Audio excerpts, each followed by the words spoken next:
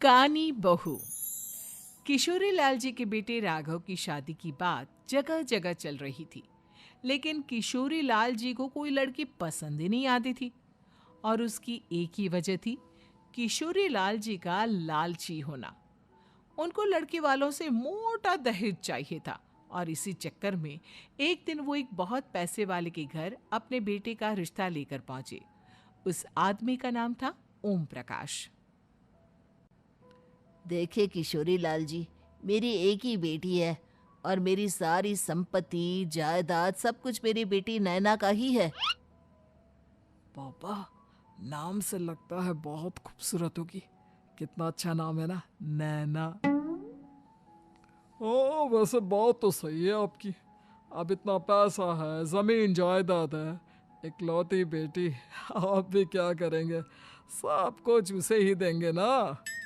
बिल्कुल ठीक पहचाना आपने। बस बेटी की शादी और सारी जायदाद उसके नाम। पापा, बिना देखे हाँ कर दीजिए ना। इतना अच्छा रिश्ता फिर कहाँ मिलेगा? माला माल हो जाएंगे हम। मैं अपनी बेटी को बुलाता हूँ।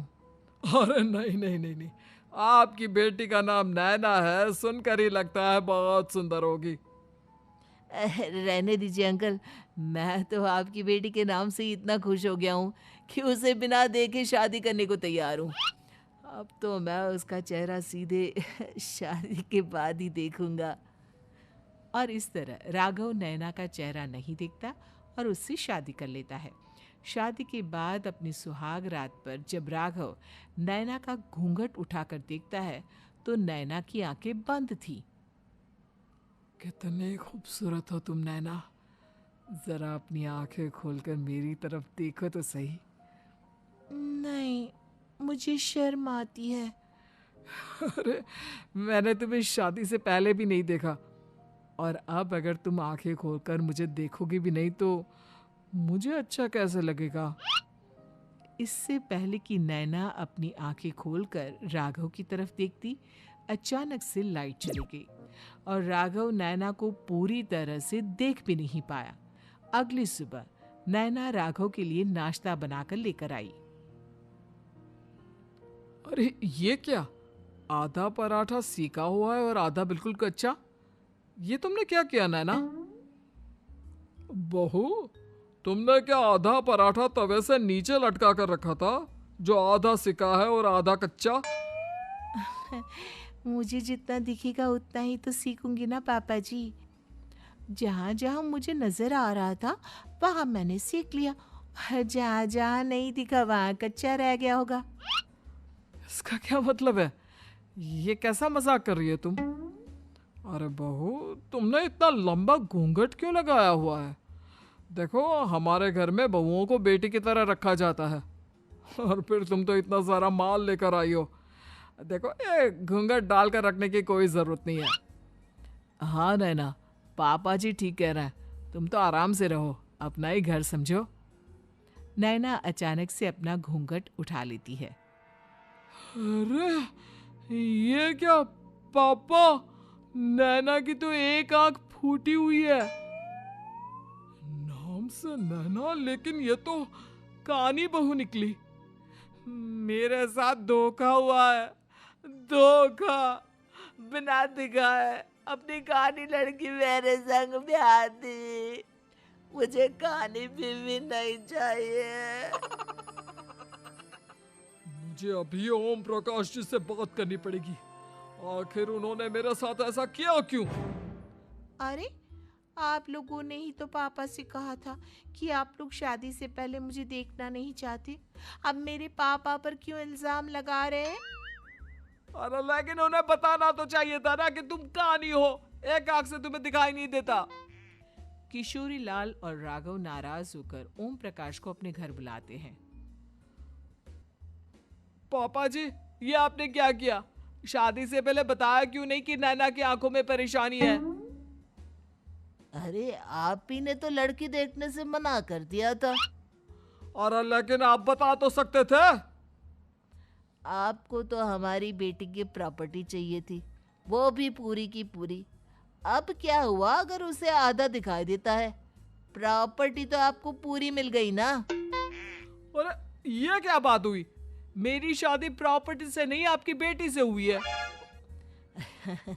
अब ये तो पहले सोचना चाहिए था।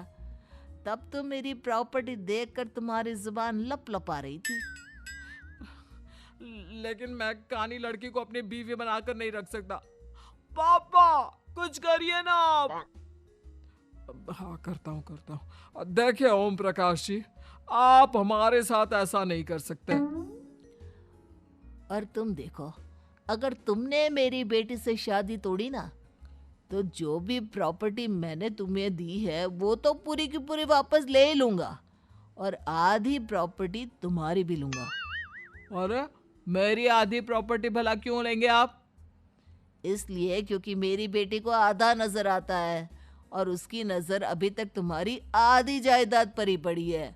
अब तुम उसे घर से निकालोगे तो कुछ तो लेकर जाएगी ना। और अगर हम आपकी बेटी को अपने घर की बहू बनाकर रखे तो? तो तुम्हारी पूरी प्रॉपर्टी तुम्हारी ही रहेगी, और जो मैंने तुम्हें दिया है ना, उसमें से बस मैं आधा लेकर जाऊंगा। अरे लेकिन अब आप अपनी दी हुई प्रॉपर्टी में से आधी वापस क्यों लेकर जाएंगे? अगर मैं आपकी बेटी को अपनी पत्नी बनाकर रखने को तैयार हूं तो? इसलिए ताकि भविष्य में अगर तुम मेरी बेटी को धोखा दो तो उसके पास कुछ तो रहे जो पति का हो। वैसे मेरे पास तो बहुत कुछ है, लेकिन अपने पति की कोई निशानी तो उसके पास होनी चाहिए ना। अब अगर तुमने मेरी बेटी को कानी कहा तो तुम्हें प्रॉपर्टी भी कानी ही मिलेगी, पूरी नहीं। जमाए राजा। किशोरी लाल और राघव समझ चुके थे कि वो बुरी तरह फंस चुके हैं और अब उनके पास वहां से निकलने का कोई चारा नहीं है। अब समझ में आया ना, लालच बुरी बला होती है। एक तो तुम्हें प्रॉपर्टी मिली, ऊपर से बीवी मिली, उसमें तुम्हें नखरे भी दिखाने हैं। आए बड़े, चुपचाप बैठो दोनों। कुछ दिनों के बाद नैना राघव की कार लेकर बाजार घूमने निकलती है और जब कार लेकर वापस आती है, ये क्या? एक तरफ से मेरी गाड़ी पूरी खराब हो चुकी है। लगता है तुमने मेरी गाड़ी को किसी दूसरी गाड़ी के साथ एक्सीडेंट किया है। अरे अरे कितना बड़ा नुकसान कर दिया तुमने बहू। वो क्या है ना पापा जी, मुझे एक आंख से दिखाई नहीं दे रहा था, सामने से गाड़ी आ रही थी। मुझे तो सिर्फ आधा ही दिखाई दिया और वो गाड़ी मेरी कार से रगड़ते हुए निकल गई। अब मैं क्या करूं बताओ? आप इसे ठीक कराने के पैसे कौन देगा? तुम्हारे पापा? तुमने मुझसे इस तरह से बात की? अभी रुको। नैना राघव की शिकायत ओम प्रकाश को कर देती है। देखो राघव, अब जो मेरी आधी प्रॉपर्टी तुम्हारे पास थी ना, उसमें से आधी और मैं लेकर जाऊंगा, क्योंकि तुमने मेरी बेटी को डांटा। अरे नहीं नहीं पापा जी, गलती हो गई, माफ कर दो। गलती की तो कोई गुंजाइश ही नहीं। अगली बार मेरी बेटी को डांटा तो बची हुई आधी में से आधी और ले जाऊंगा। लालच के चक्कर में हम दोनों ने बहुत बड़ी गलती कर दी बेटा। एक तो तुम्हें कानी बहू मिली और ऊपर से जो माल मिला वो भी काना। इस तरह राघव की हर एक गलती पर ओम प्रकाश उसकी प्रॉपर्टी का आधा आधा हिस्सा लेकर अपना सारा माल वापस ले गया और राघव को कानी बीवी से काम चलाना पड़ा। भाई लालच वाकई में